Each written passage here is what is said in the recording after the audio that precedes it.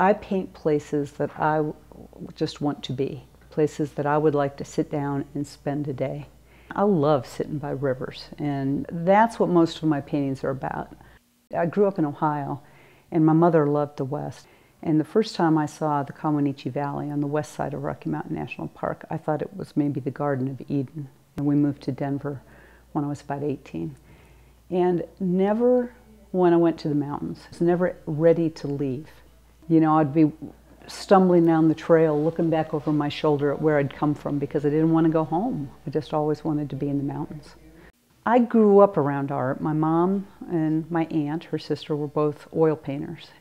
But as a rebellious teenager, I decided that I wasn't going to do what they did. So I sculpted, and I was a silversmith, and I did monumental macrames in the 60s, and got busy, had jobs, got married, had a child. And my husband, Jim, said to me, maybe you should learn to paint.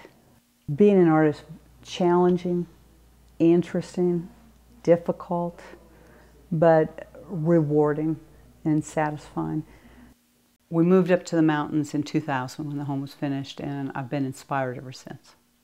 Art, as everybody knows, I mean, you're putting it out there for everybody to see and critique and hate or love, and you just have to get a thicker skin. And I am so changed in terms of my being all right with everybody's opinion. That's maybe the best thing for me. Yes, it's changed me a lot. I'm looking for things that to me are just breathtakingly beautiful. It seems like often it has to do with lighting. I prefer and get excited by backlighting or strong side lighting or light coming through trees or casting shadows. Somebody told me once, and I tried to do it, to make every little tiny section interesting. I like the big picture. You hike to get the small pictures too, and to see the rocks and the lichen and the flowers, but I like the wide open spaces and the expanses and the total picture, so that's typically what I paint. Sometimes I take photographs, but often I'll sit down, I have my easel and everything with me, and I'll sit down and spend a couple of hours doing a plein air painting. And I get them home and put them all on a large rack and just sort of have them in my mind all the time until one kind of speaks out, hey, paint me.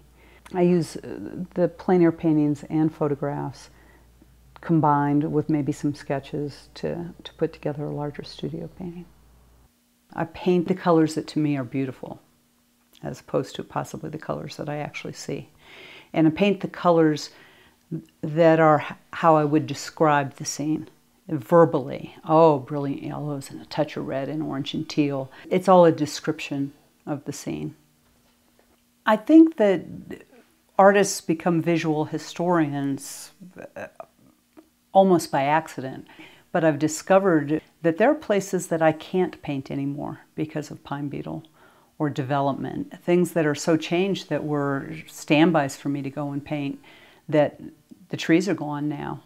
The best thing about the painting for me when I started, it gave me something to do all day long that was looking at the mountains, studying the intimate details and light off rocks and the flowers and the trees.